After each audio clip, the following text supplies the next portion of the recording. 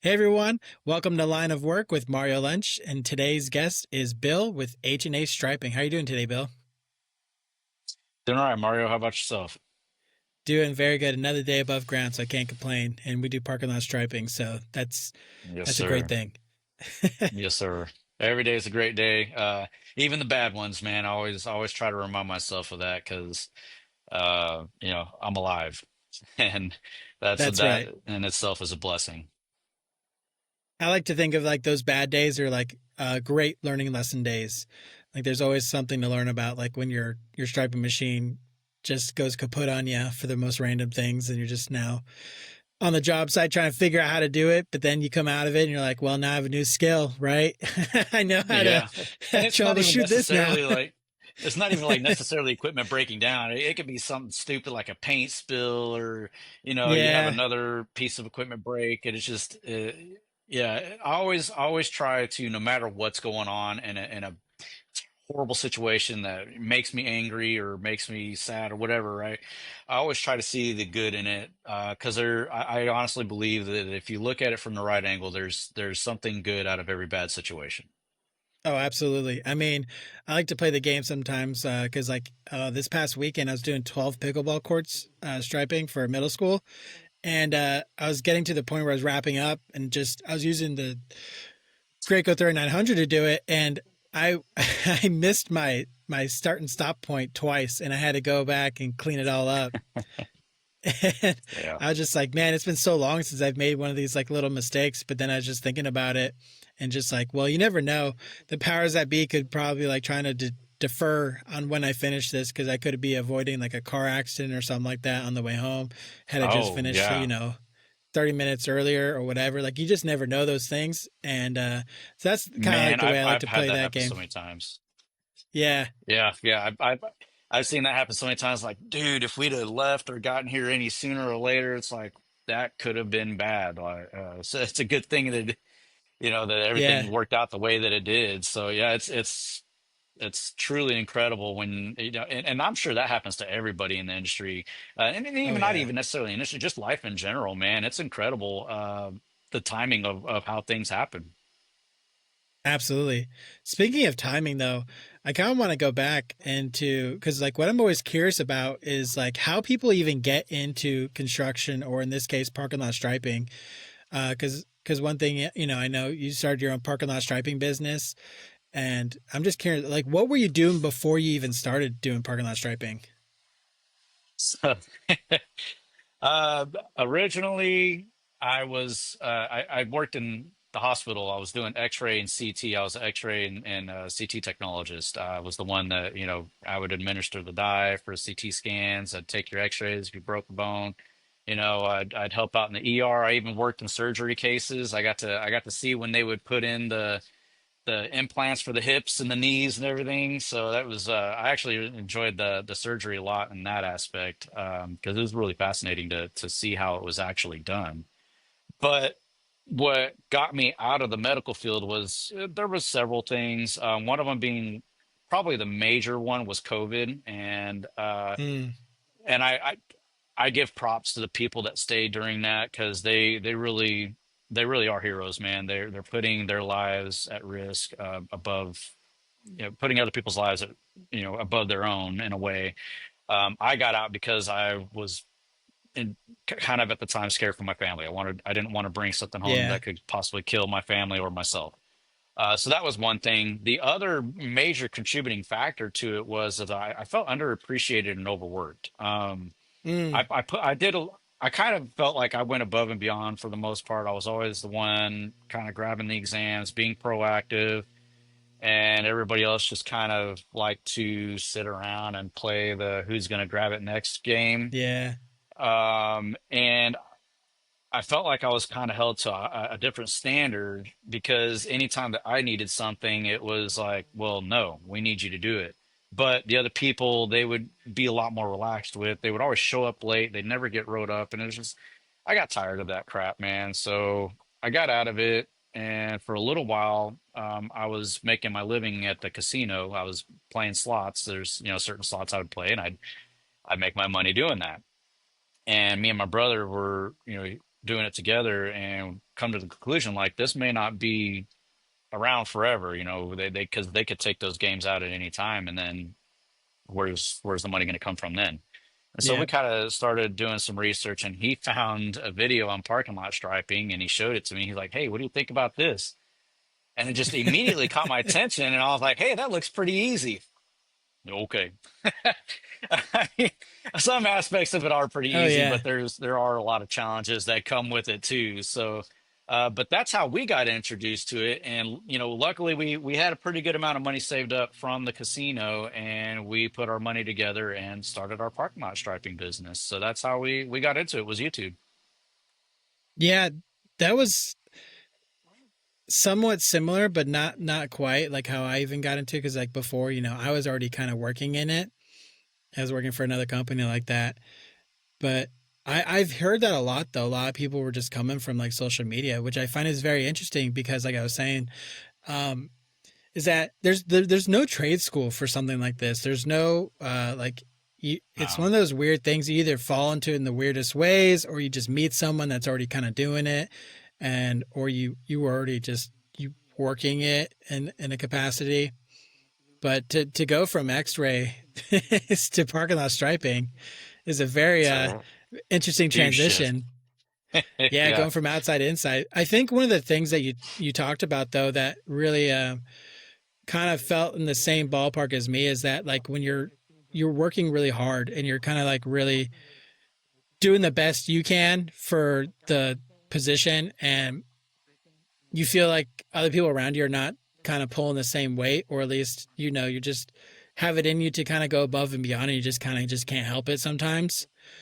Yeah. And that but how well though, I think, at least in my experience, how that transfers over to starting your own parking lot striping business or any kind of business really, because now you get to take that same work ethic that you were using in the workforce to now build something for yourself, and you still have that same work ethic. Actually, if anything, you get to turn it up even a higher notch because now you're building something for yourself. Now there's a bigger vision, I think, to kind of go with it. And it's funny, like doing that, working for myself. I'm I'm my own boss, obviously, and I'm a harder boss than any boss I've ever had because I hold myself.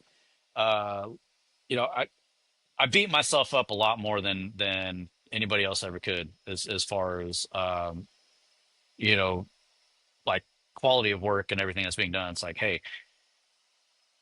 this looks like crap. Do it better. No, this isn't perfect. Do it better. And sometimes, and where it's a blessing and a curse. It's a blessing because, it helps me to provide a quality product, quality service for my customer. But it's also a curse because, sometimes I do spend a little bit more time than necessary. Well, a lot of times I spend more time than necessary trying to get a job completed, or, one aspect of the job completed. And, obviously that kills your hourly rate. But for me personally, I feel that quality is way more important than trying to just become rich. I don't really believe in the whole uh, just give the customer what they want, take the money and run. Yeah. Um, I don't agree with that concept. I don't agree with that mindset. A lot of guys will, that's how they believe. That's what they think. They don't care. And, I'm one of those people like, if I'm a customer and I come to you and I'm expecting you to give me a quality product and quality service and advise me when it comes to this so that I don't make a poor decision that's going to cost me even more money down the road. I Yeah. appreciate that. And when you're on the flip side of that, tell you what, I'm never going to call you back again, ever. I will go out of my way to try to do it myself if I have to before I even call you back for service. And so, um, it's just that's something that's kind of always drove me nuts with some of the guys in the industry, and I don't agree with that kind of work. But I think that's the beauty of starting your own business though, because you now get to have a say in that and how you do run a business. And at the end of the day, it's like, as long as I'm in business, then that's great. And, they get to run their business however they see fit. And I think we attract a certain type of customers over time because, I don't know about you, but word of mouth is a very big foundation for me. And part of that is like what you're saying of going above and beyond for that quality of service, for your customers. And I think how important that is, especially when you're just starting. I mean, if you're just starting, having that foundation of good quality work. And at the end of the day, we just learned how to do this. We had to teach ourselves, or we found someone to kind of guide us at Yep. least a little bit to give us a little bit better skill set. But to have that innate want and desire to do quality work, though, that can't really be trained. That's something you have and No. build upon. And I totally agree with you, though. There's totally times where I've also taken a little too long on certain jobs just because I was trying to do. But then again, like I said, I think it's part of the process of building like what kind of company you're trying to build. Because over time, you're going to Yep. have people coming and working for you, and you want to have that strong foundation, and it's going to be built on what you built before them. Because especially when you start training and you have these expectations of like this is how we do things. Another thing that you're talking about is like how like being hard on yourself. I think we've all had those same kind of feelings too, because I've had a lot of times where I've been my harshest critic, and it wasn't until like probably these last probably 6 months where I've been very very forgiving to myself, because at the end of the day it just like it always just kind of keeps working itself out, and all this stress that I'm kind of putting on myself is all really imaginary anyways, at least in my experience. um how are you dealing with this stress and working like from have you noticed a difference between the beginning and where you're at now? Oh yeah. I mean, it's been a huge difference. So, like, in so many different aspects, right? Um, Now when I approach a job, I'm not nowhere near as stressed out as when I first started. Because when I first started, and don't get me wrong, I think there's always still plenty to learn. Even if you've been in an industry for Hmm. 20 years, I think there's still somewhere that you can, learn and improve. But the knowledge that I have now and the experience that I have now, when I come to a job, even new layout or restripe, I feel way more confident, way more comfortable, a lot less stressed out versus when I first started. When I first started, because I wanted to do a good job, I wanted to have a quality product and not tarnish my name right off the bat.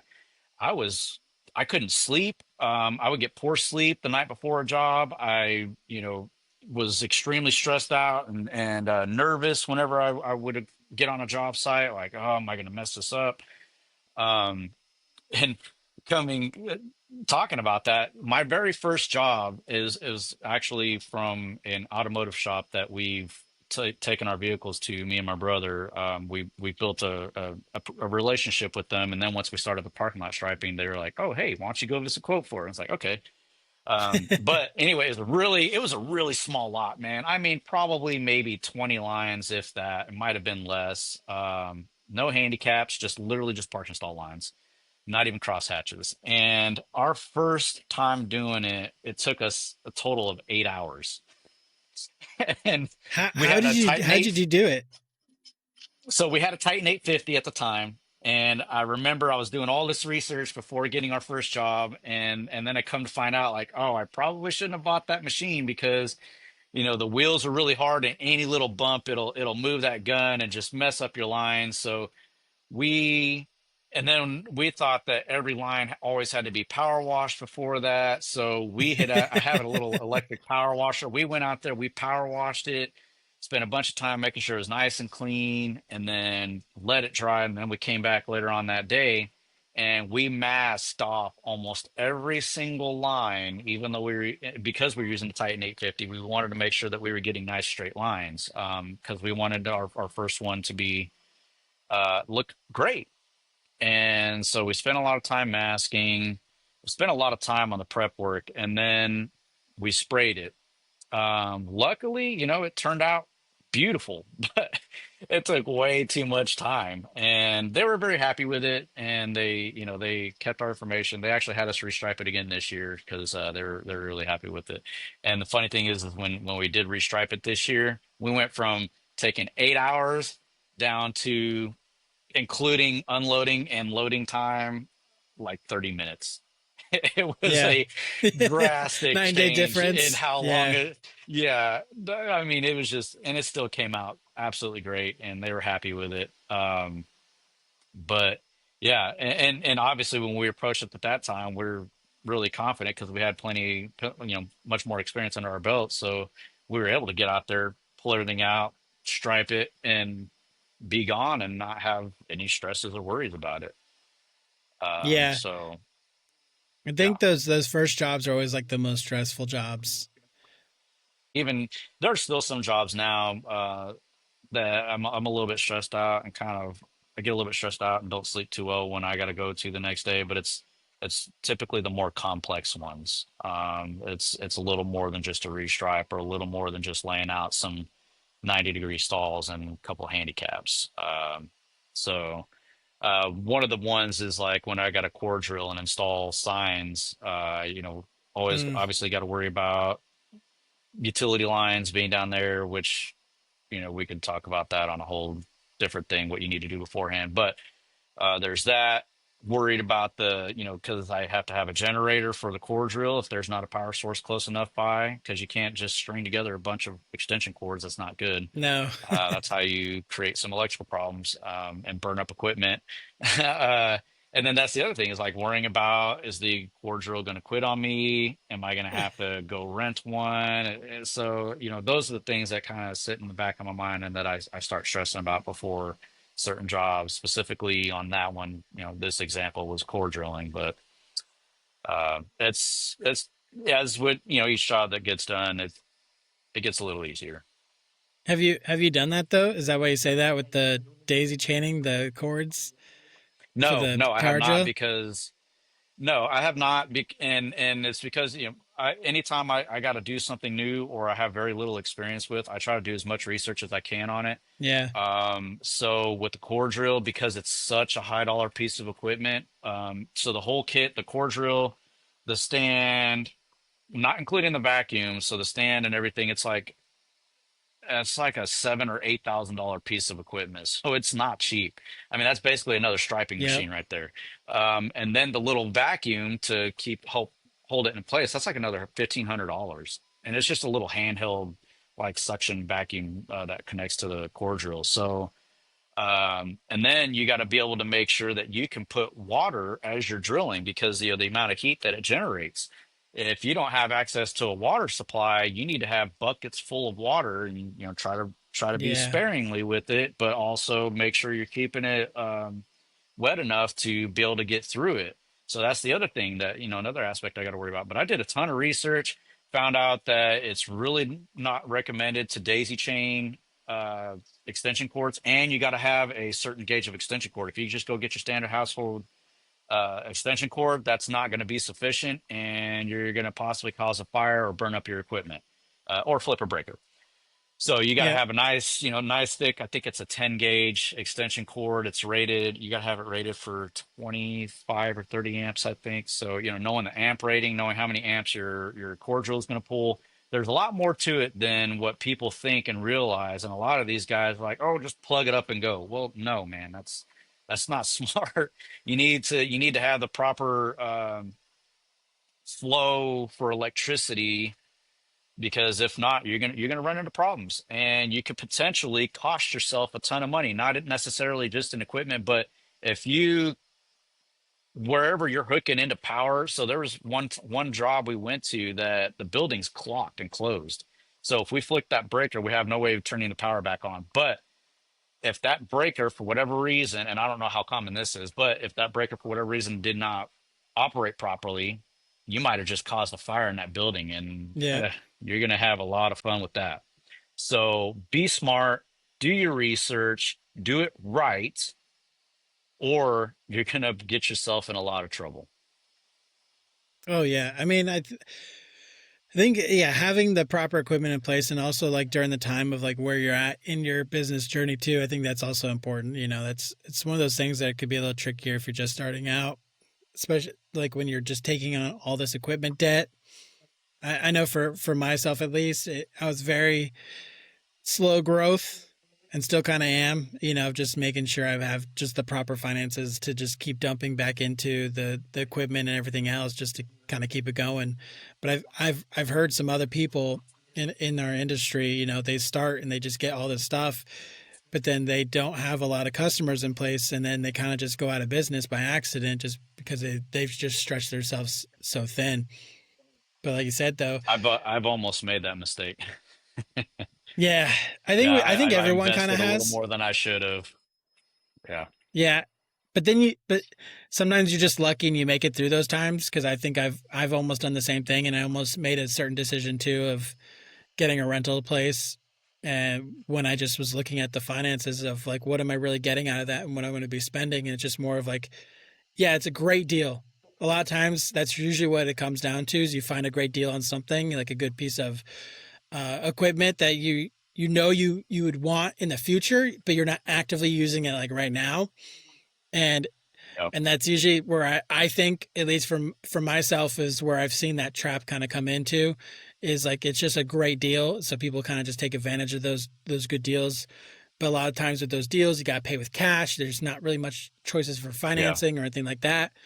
And in the very beginning phases, I think actually of any phase, but so far from my 2 years of experience is how important cash flow is. Having that cash on hand to just keep uh, your overhead expenses, like having a couple of months of overhead expenses like already always in the bank, and then finances set aside for taxes and I everything like would that.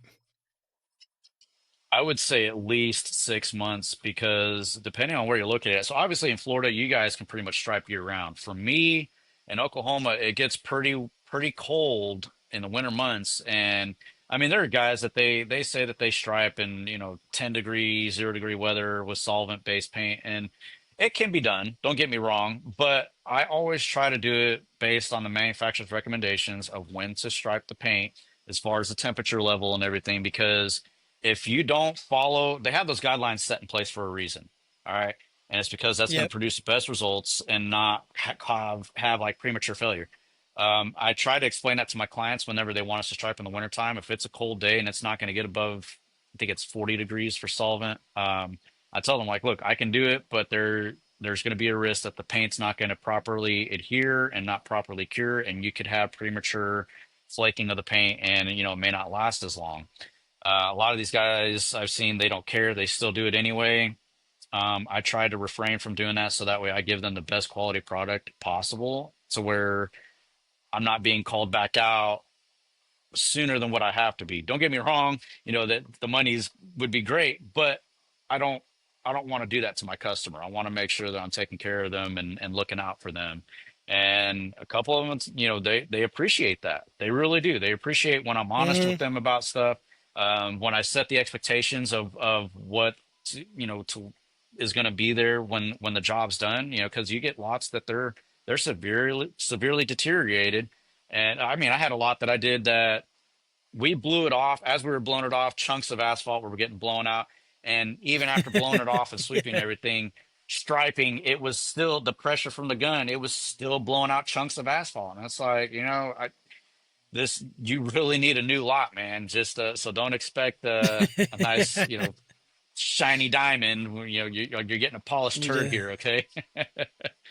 I So think like the lesson in that though is something I take very seriously as well, is the setting the foundation of like customer expectations of like what you're about to get, of cautioning them. And it's very easy to be like, yeah, well, go ahead, let's do it. And then, because I know in like about 6 months or less, you'll be calling me back to redo it.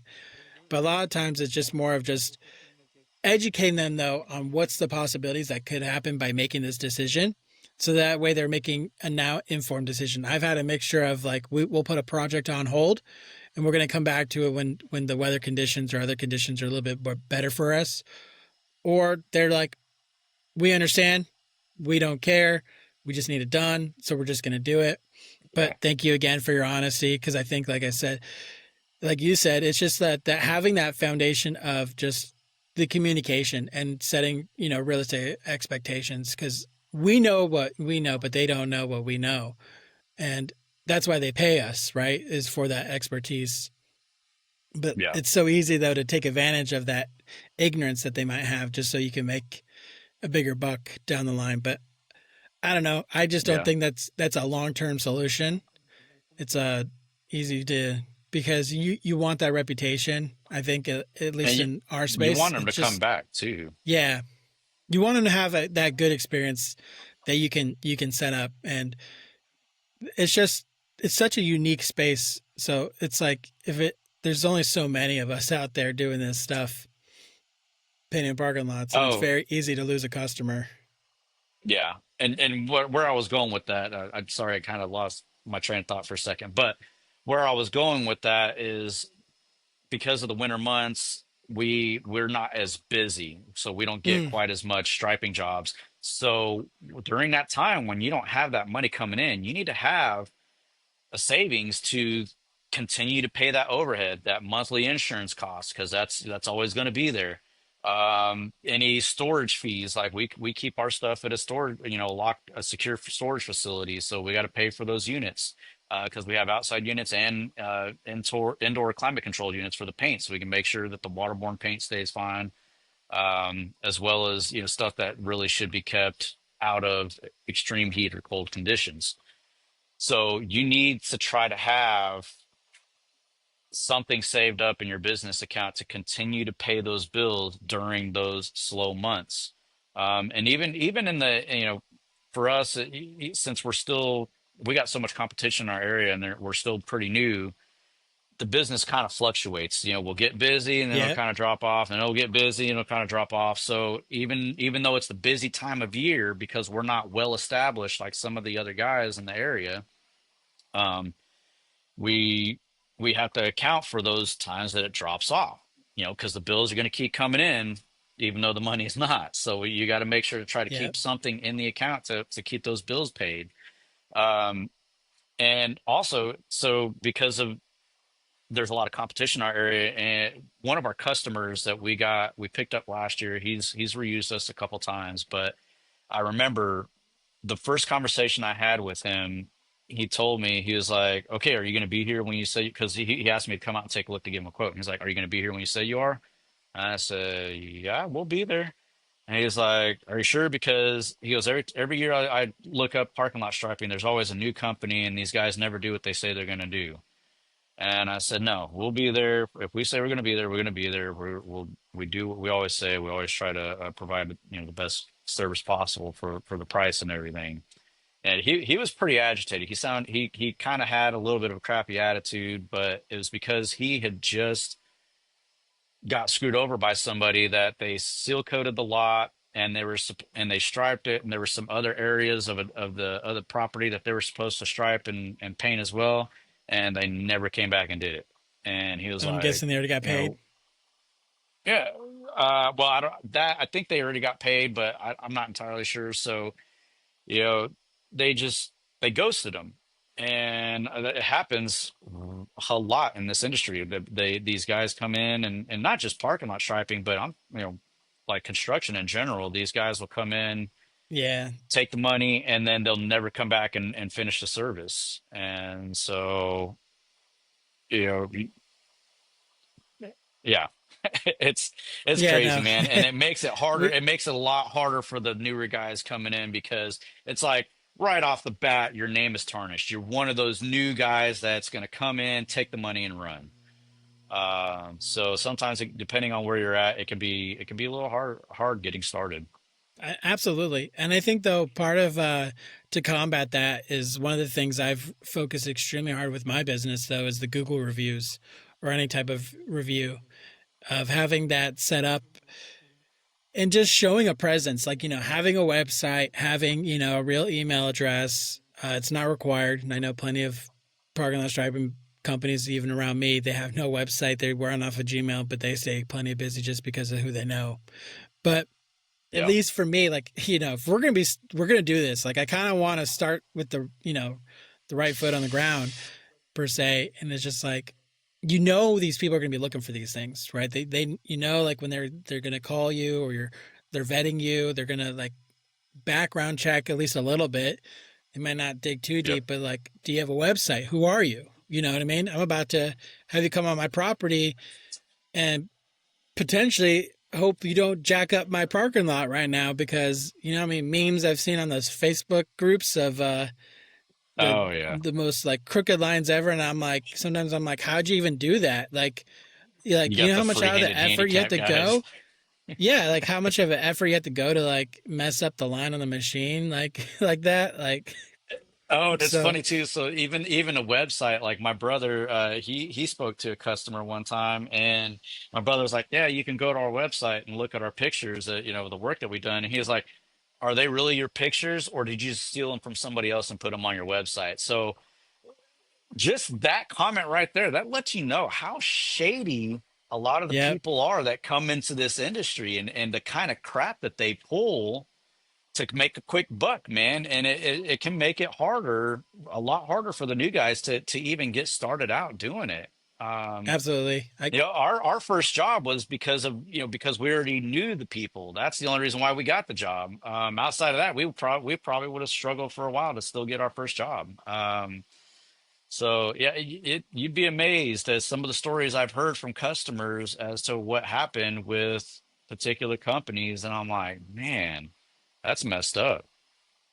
What were you say like your first few jobs were like? Like how did you get them, and then what was the process through them, especially like in the beginning, like learning everything? Because you're saying that earlier. So What that first job took like what 8 hours? yeah, yeah, it took 8 hours. So the first job, like I said, me and my brother, we had built a relationship. Kind of became friends with these guys that fixed our vehicles. It's a small automotive repair shop. And we just happened to be talking, and it was like, "Oh yeah, we started a parking lot striping business." And the owner was like, "Really?" And so yeah, and he's like, "Well, why don't you give me a quote?" It's like, "Oh, okay." And that was our, I believe, our first quote and our first job. Um, and then after that, I believe because of the experience that we had, we went ahead and bought a used 3900 that we found for a decent price. We were like, "Yes, screw this little 850. This ain't gonna cut it." So we found a 3900, picked it up, and next job we got, I believe, I'm trying to remember how, I think it was a Google call, and it was from a seal coater. He doesn't really, I guess, didn't really like to do the striping as much. His primary focus was seal coating. Yeah. And it's funny, the first job that we did for him, I feel like we messed it up pretty bad. But when I compare the work that was done to what I have actually seen, we didn't do too terrible. Uh, for me, it was still horrendous, but compared to some other stuff I've seen, it really wasn't that bad. Messed it up, and told him, I offered it to him multiple times to go out and fix it, and we never ended up doing so. We'll get to that here in a minute, but then he hired us for a few more jobs, and it was like after that second one, after that mess up, it just went a lot easier after that. I figured out what I was doing wrong, and all the rest of the jobs went beautiful. Then came to the last job that we did for him. It was probably like 4 or 5 jobs later down the road. We sent him the invoice and never heard back. He ghosted us, and he still owes us like $1,300, 11 or $1,300. Never paid us. And because I was still so new, I didn't know what the process was of like putting a lien. And obviously the time has passed. Yeah. I can't do it anymore. So we took that hit. Um, so that was a failed partnership that kind of put a taint on wanting to be able to work with other people. And then there was another company that we started working with, and we still work with them occasionally, and they gave us quite a few jobs, and that helped get, kind of build up the experience along with a lot of jobs that we got on our own. That really helped with getting experience. But where those jobs started coming in at was, I had spent probably about a solid month when we weren't getting any work doing my own research on SEO, taking your advice, taking Chris's advice on the SEO work to build up my Google business profile on my website to get us ranked higher on the Yep. search results when somebody searches parking lot striping in my area. And it paid off because then the phone calls started really, I mean, we just started getting blown up at that time, and we got a lot of business. We had steel coated an apartment complex. That was a $34,000 job. and it turned out great, turned out beautiful. They were happy. They sent somebody out from California to do a walkthrough and look at everything, and they were they were pretty impressed because they asked us like, "How long have you guys been doing this?" And it's like, "Well, this is our second year in business." And he was like, "This is your second year?" I said, "Yeah." And he goes, "Man, you guys did awesome." I was like, "Well, thank you. That's what Yeah. we're aiming for." So, um, and that's not the first time I had that. You know, we've had a couple people that were really surprised, like, "Wait, you guys have only been doing it for this long?" I was like, "Yeah." And they're like, "Man, you do awesome work." And I was like, "Good. I'm glad to hear it." But it just Google for us, not word of mouth. We don't really have a whole lot of repeat customers. Mm. And we don't really have a whole lot of word of mouth. We've had a few referrals and we've had a few repeats, but most of our business is surprisingly it's all been new clients off of Google. We don't have any contracts with customers or companies or anything like that. It's just it seems like it's always somebody new. It's interesting. Yeah, the Google gods paying you a visit, blessing you with some more work. Yeah. Oh yeah. No, I'm with you in Yeah. this. I'm in I, the I same boat just because I was just gonna say today I did have a repeat customer. I just got a quote approved today. It's a real small, quick, easy job. that's They just awesome. need one handicap stall stripe, so that'll be a quick in and out. I'm probably gonna go knock it out this evening, but yeah, It's always an awesome feeling. I love getting those emails saying the project's been approved. That's a great feeling. yep, yes it is. especially especially some days you sent out like probably like 3 weeks ago, and you're like, oh, that's probably a goner, and then you Oh just get the man, I random had approved. I had one that was sent out. I think it was like last year, and then I got a call like it was this year. I got a call about that quote. And they're like, "Hey, we got the approval. We want to move forward." And I was like, "Oh, dang. Let me take a look at it because prices have gone up a little bit. Let me make sure I can still honor that price." And we were able to. So you know what? We still made a good profit off of it. So I was like, "Yeah, I'll still honor it. You know, we're good." Because our quotes we only have them for 30 days, but just because price of steel changes, price of paint Yeah, changes. So we don't want to sit there and have a quote that's been out for 2 years and prices have gone up like 30%, and then we're not, we're like kind of breaking even or something.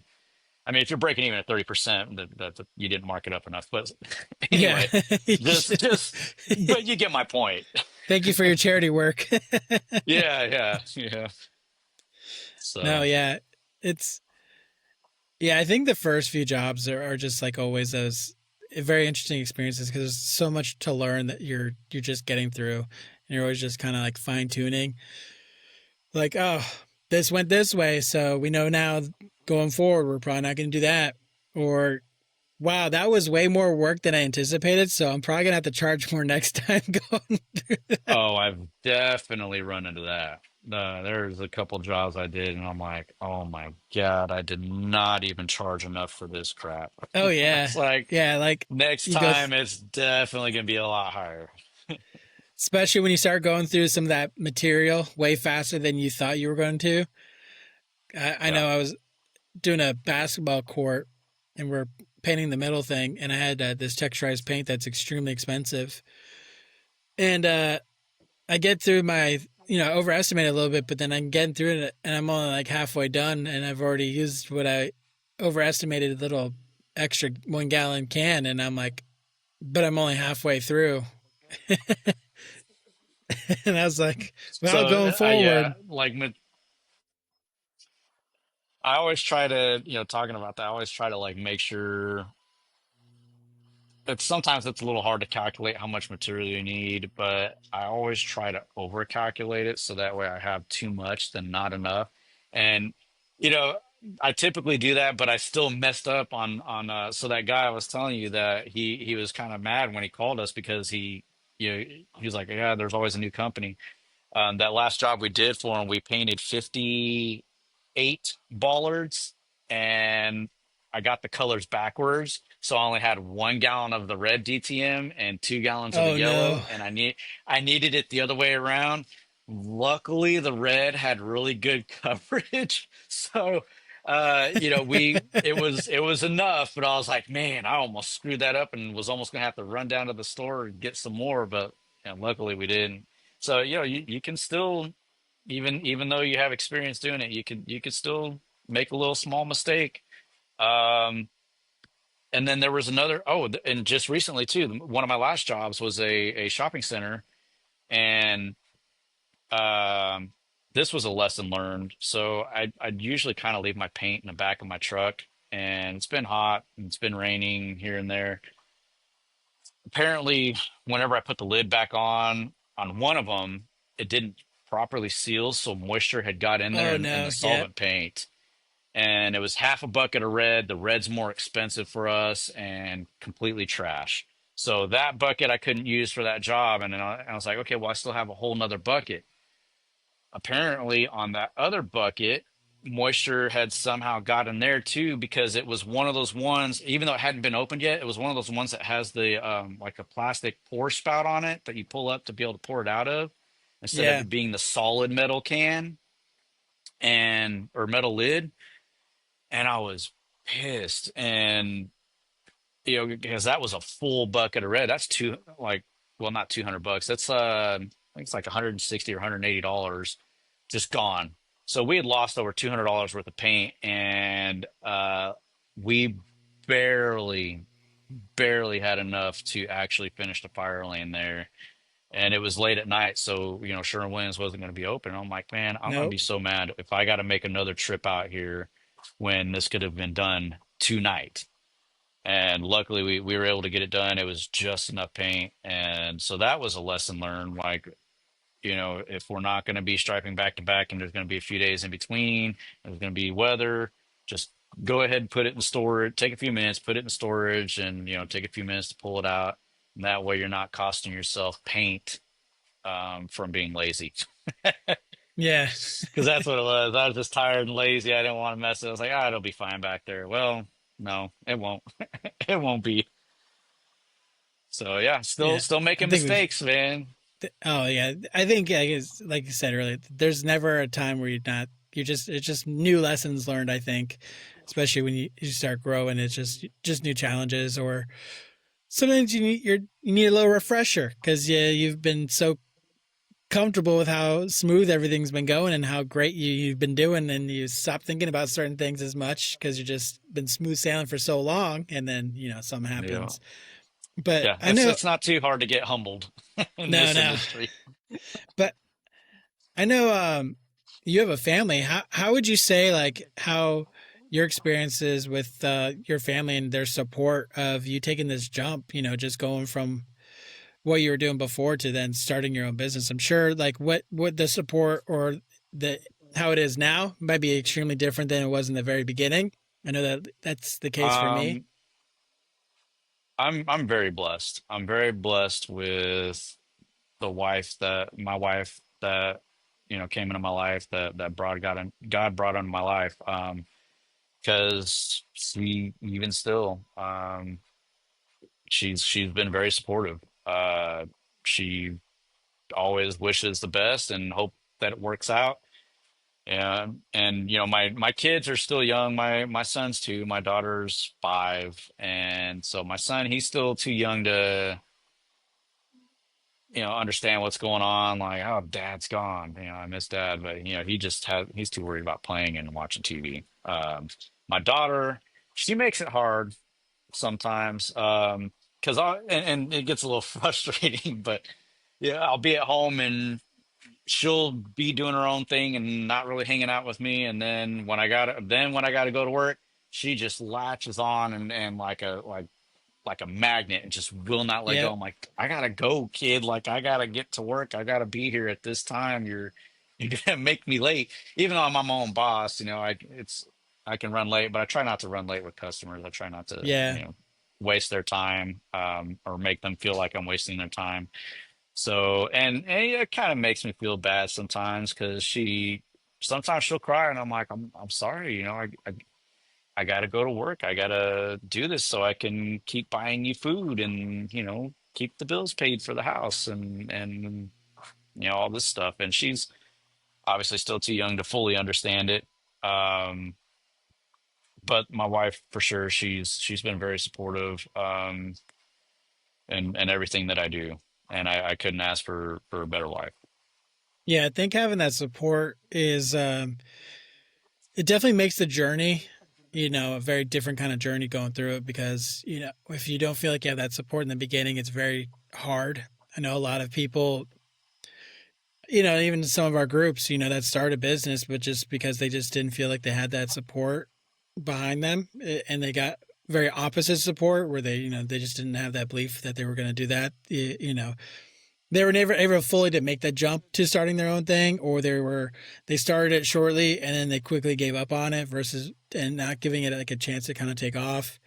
But you mentioned something also like, having, God and faith, in your life.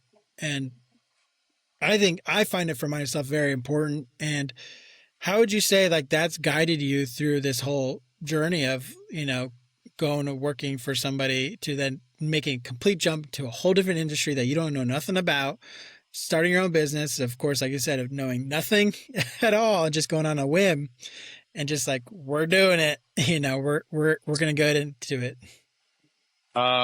So God and faith, it has, like, I still have stress. We're always going to have stress, no matter who you are, but it has definitely brought me a lot of peace and helped to lower or alleviate some of that stress because, um, up until when we went on that Pavex trip in what was it, 2023 or 2024?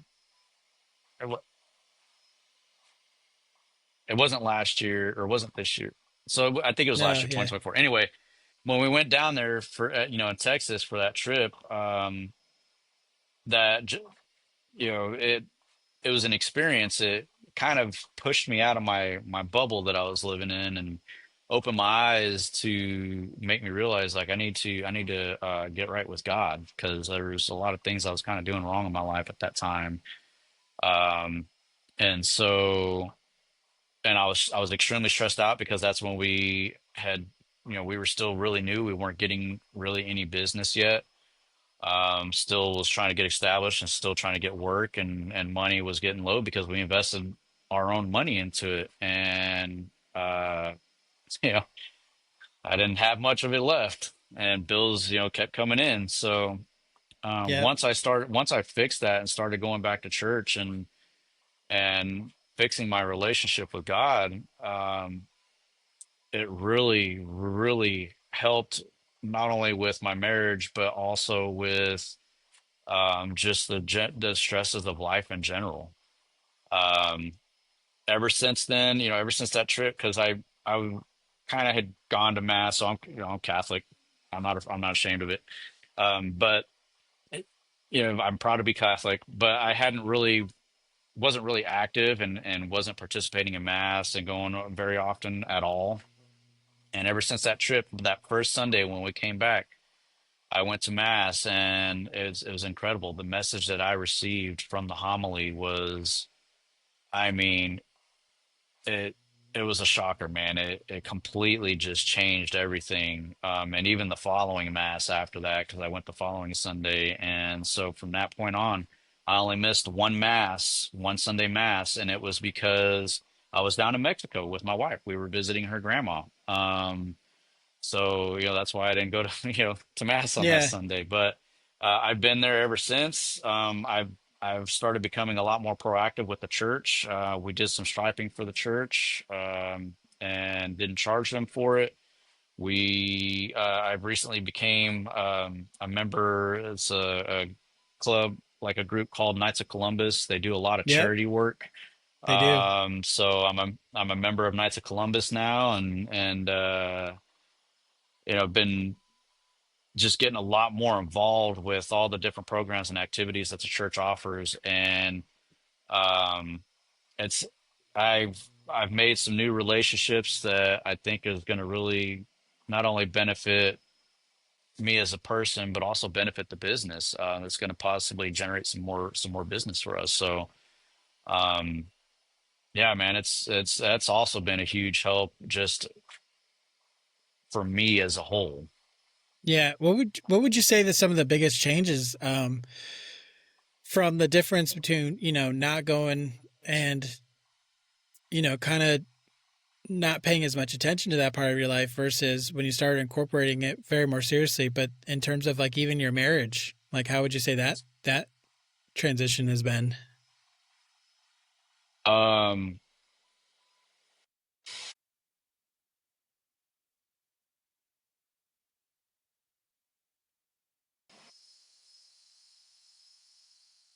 you still there? Can you Yeah, still I'm hear still me? here. Okay, sorry. Phone call came through and it kind of jacked everything up. Repeat that again. Yeah, I was saying, so like since the like getting more, before where you weren't as proactive in your faith and versus now where you are very proactive in faith, but how would you even say the transition in your marriage itself of the difference between before then and then now of Oh, incorporating that into your livelihoods? it was a huge change, a big transition, but a good one. So, you know, like I said, I was doing a lot of things wrong in my life. It put my um, marriage on the rocks, and it wasn't anything that my wife was doing. It was all me. It was issues with myself, the things that I was doing wrong, and just not being a good husband, not listening, not putting God at the core of everything. And I was drinking a lot to kind of cope with stuff.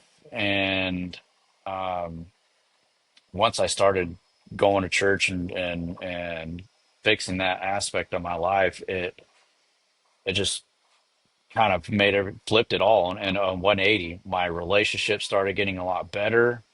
I stopped drinking as much because from what I was reading in the Bible, I was understanding, what the things that we're supposed to do and the things we're not supposed to do. Mm-hmm. So, I started cutting back on my drinking, started repenting, like actually being sorry for being who I was and trying to fix it. And once I started trying to fix that and changing how I live my life and having God at the core of it all, it made everything different. It's something that I don't really know. I can't really find the words to explain and express just how massive of a difference it really made in everything that I do from Yeah. my day-to-day life. Um, so you know, if you're struggling in life and you don't have God, you don't go to church or anything like that, I recommend look into it. At least look into it. Go to church. Try to, get that part right with your life because it can definitely make a big difference. The amount of stress that I just felt like I had this huge weight started being lifted off of my shoulders. Even Yeah. though my actual financial situation didn't change, even though a lot of aspects of my life didn't change instantly and in that moment, it's just, I don't know how to explain it, man. It was, other than, um, like a spiritual awakening. It, Yeah. it Yeah. was incredible. It was just a huge weight just being lifted. I don't know how else to explain it. You just But explain the yeah, best way you can. I mean, yeah, it's a miracle. have you seen a big difference in the business and like the way the business, like the maybe the work or the partnerships and the people you've met of before, when you're like you're saying like before it was just kind of things still getting started and how maybe it might have taken a turn for the better or maybe even the worse. Not not really in like the amount of business that we get, but more on the business aspect of it. It's just more of um me just not worrying as much. Mm. I'm leaving it up to God. I'm still being proactive where I need to be. But I just like I put it all in God's hands, man. And so I believe, I have faith and I believe that it'll it's all going to work out just fine, and I'm not worried about it. And even if for whatever reason, even if the business doesn't work out and we have to sell it off or whatever like that, I'm okay with that. I'm at peace with it because God has a plan for me. He has a plan for everyone, and I accept it. I'm open to it. I'm willing to do whatever it is that He needs me to do. Um, Even if it's, if I feel like I need to sell the business and just dedicate my time to church, then I will do it if he sends me a sign for that. Whatever it is that he needs me to do, Yeah. I'm going to do it because, um, it's that's what we're supposed to do. We're supposed to give everything up to God. And there's a lot of people that they're not willing to do that. They want to be in control. They want to control their life, and really, we can't control when we live, when we die. We can't No. control, we can't take anything with us beyond the grave. So I think that's a really important thing to consider when making decisions, in general, not just necessarily for your business, but for yourself and for your Life. family. Yeah. Yeah, I think there's just so many like businesses and life lessons that kind of just very much intertwine into each other. yeah. Like mental health and working on that and how important that is. And if you're not stressed by running a business, you'd be stressed for working for somebody else, or like or other things that come up. You're just gonna be stressed. So like having that foundation to either handle the stress or in a very proactive and healthy way instead of just shoveling it away or doing other things that are gonna they're not the most healthy for you, versus of like, find the healthy ways to like work through it or even get to the point where some things just don't bother you anymore. Period. Like it's just like that used to bother me and it used to stress me out, but now like it can happen and I don't feel nothing towards it. It's like, okay.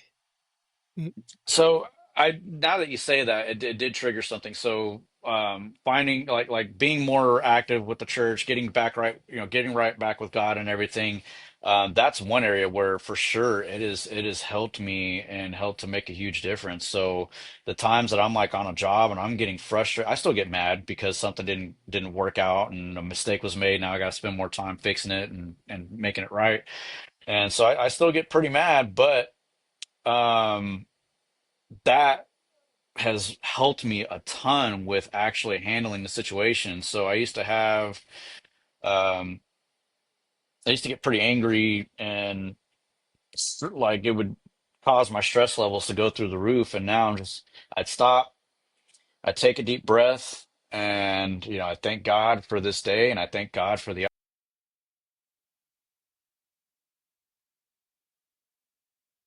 opportunity to learn from the situation. So it's really helped on that aspect. Like helped me to be like, okay, just stop, breathe for a second, appreciate this moment, appreciate it for what it is, appreciate that you're alive today. Things could be worse, you could be dead. Yeah. Okay, now let's reevaluate. And so it's helped out a lot with that, and it's helped out a lot with just my patience with people in general. I'm not a very big people person, and I'm getting better. I used to really hate people. I didn't really want to deal with them, and yeah, that's a really good feature to have working with clients, right? But it's really helped me to be better about that and to actually be more patient and more flexible with people to be able to give them what they need. Yeah. I definitely think it's not necessarily like you become perfect where you don't respond all the time to things. It's just more of a you get this new awareness of like you can now Yeah. spot it when you're responding a certain way. Because sometimes I, Yep. I still have that default mode of responding to certain things. But sometimes I can catch it almost immediately, or like I'll catch it a little while afterwards, and I'm going back and apologizing that maybe, hey, I shouldn't have responded that way. I'm sorry. Yeah. And but even how big of a difference even something like that makes. but like having that established faith or grounding, right? Of like what the faith at least gives me, and it sounds like with you, it's like is that grounding experience to then to like increase the level of awareness, or to like I said, where certain things just don't bother you anymore, or when things do bother you, you now have a ability to handle them in a better way, or to reset. So you can now move forward and make the best decision in the moment versus doing something that could be destructive to the situation, and now more of moving forward and build into the situation. Yeah, for sure. But Bill, it's been a pleasure. I can't believe we've already went an hour into the conversation. I know it's Um, crazy. It went by so fast. yeah, yeah. I was curious, with these first few episodes of how they're gonna kind of go. So still kind of playing it out. And like I said, doing it scared kind of thing is my motto. Again, getting into that season. Um, but if someone wanted to like reach out to you, what would be like the best places for someone to reach out to you? So you can Google, Google the business H&H Striping. Where are you out We of? also Tulsa, Oklahoma. Okay. So yeah, so H&H Striping out of Tulsa, Oklahoma. We have a YouTube page. I actually have two YouTube pages. So one is Striping with Bill. I'm trying to be a little more active with that. Talking about some of my experiences in the striping with either what happened on the job site or with customers. I have a video on there that I got cussed out by somebody because, and that can be a whole nother topic, right? But that somebody's using our Google business phone number to try to make scam Oh, calls to yep. people and Yep.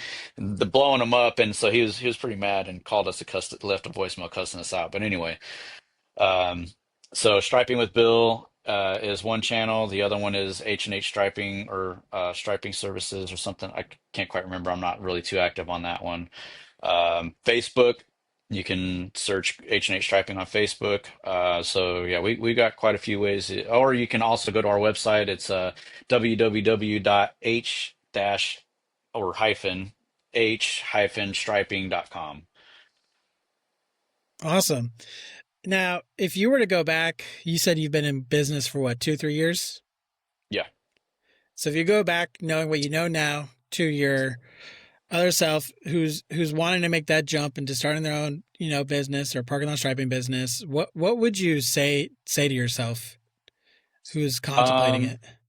so there's a lot of things that I would have probably done differently. I would tell myself for sure do research on SEO work and get ready to do a lot of it because it's something that doesn't happen overnight. So start doing that right off the bat. Also, don't for me personally, don't buy the Titan 850. uh, get at least a Graco 3400 or similar machine, something that's going to give you at least a quality result. Buy the best equipment you can afford while still leaving a cushion to keep the bills paid while you're trying to work on getting your business up and running.